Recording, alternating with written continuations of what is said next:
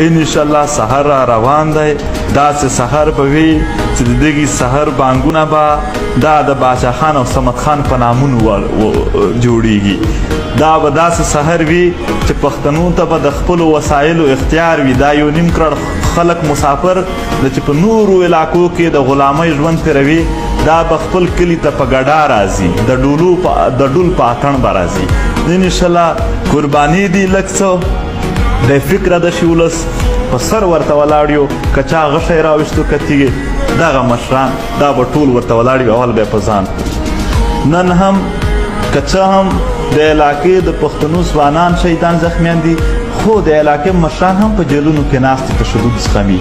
قطعا هغه خلک د پښتنو مشرګري چې څوک کوي هغه نه دي چې خپل ځان به بچ ساتي. انشاءالله همیشه قرباني ورکړي دي، بیا یې ورکوو، خو مقصد مو د پښتونخوا وطن یو داسې خوشحالي، یو داسې ترقي چې هغه د پښتونخوا ولس په خپل لاس دی.